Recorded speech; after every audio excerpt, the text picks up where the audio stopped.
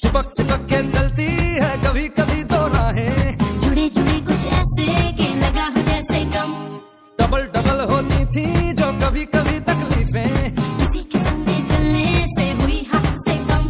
ओ तेरा मेरा मेरा तेरा तेरा मेरा मेरा तेरा किस्सा तिरंगी कश्मीर में तू कन्याकुमारी, नॉर्थ साउथ की मिट गई देखो दूरी सारी। হ্যালো বন্ধুরা, 2025-এ আরেকটি পিকনিকের ব্লগ আমি আপলোড করছি।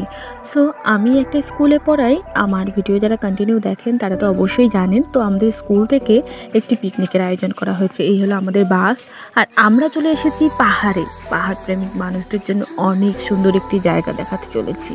সো দেখতে পাচ্ছেন কত সুন্দর পাহাড় চারিদিকে, আর নিচে এরকম পাথরের উপরে নদী। অ্যাকচুয়ালি নদীটা একবারে পাহাড় থেকে নেমে এসেছে, আর জলটা এতটাই ঠান্ডা কি বলবো, ভীষণই ঠান্ডা জল, বেশিক্ষণ থাকা যাচ্ছে না। সো আমরা এই নদীটা পার করে আর একটা জায়গায় চলে যাচ্ছি, ঠিক অনেক দূরের ওই পাহাড়ের দিকে। নদী পার হয়ে চলে এসেছি, আর আমরা যে গ্রুপটা গেছি সেটা দেখতে পাচ্ছেন, সবাই মিলে যাচ্ছি আমরা ওই পাহাড়ের উদ্দেশ্যে।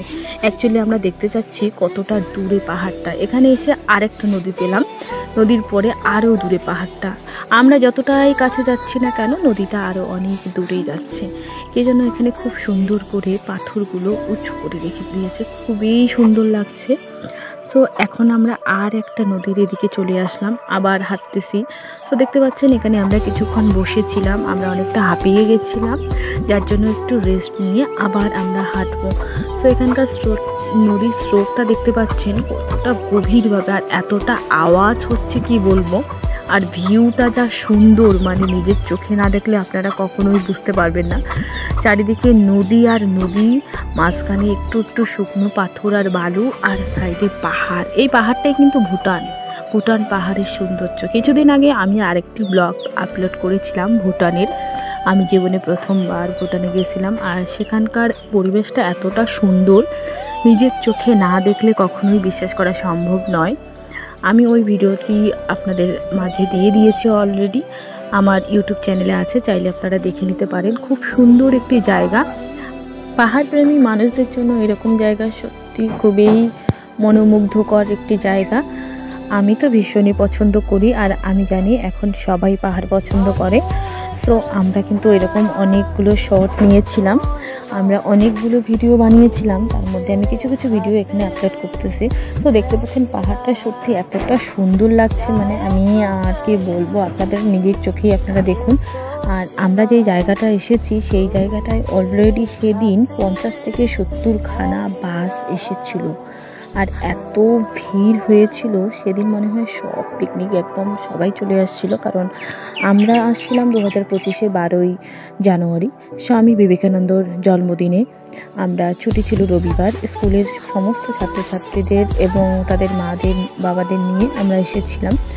তো দেখতে পাচ্ছেন এই যে বাসগুলো দাঁড়িয়ে আছে, অনেকগুলো বাস এখানে, আর অনেক মানুষ ছিল সেদিন, বেশ জায়গাটা ভরাট হয়ে গেছিলো। আর খুবই সুন্দর একটি জায়গা, উত্তরবঙ্গের আলিপুরদুয়ার ডিস্ট্রিক্টের মধ্যে এই জায়গাটি।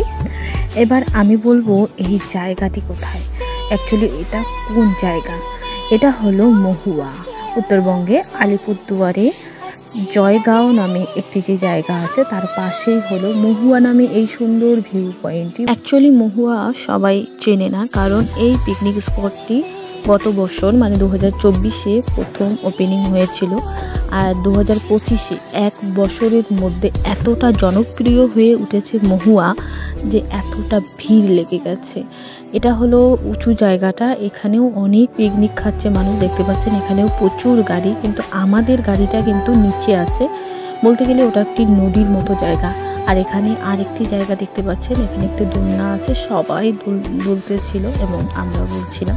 খুবই সুন্দর একটি জায়গা, আর এগুলো আনন্দ সবাই চায় উপভোগ করতে। সো আমরাও কিছুটা আনন্দ উপভোগ করেছিলাম, এবং সবার শেষে যেটা খাওয়া দাওয়া, আমরা সব কিছু ঘুরে ফটো ভিডিও নিয়ে আমরা চলে এসেছি খাওয়া দাওয়ার এখানে। দেখতে পাচ্ছেন সমস্ত বাচ্চা আমাদের বসিয়ে দিয়েছে খাওয়ার জন্য, এবং তাদের মারাও কিছু কিছু বসে পড়েছে, এবং রান্না আমাদের কমপ্লিট। রান্না ছিল মাছ, মাংস, ফুলকপি, আলুর ঝোল, পাঁপড়, আর ডাল মুড়ি ঘন্ট।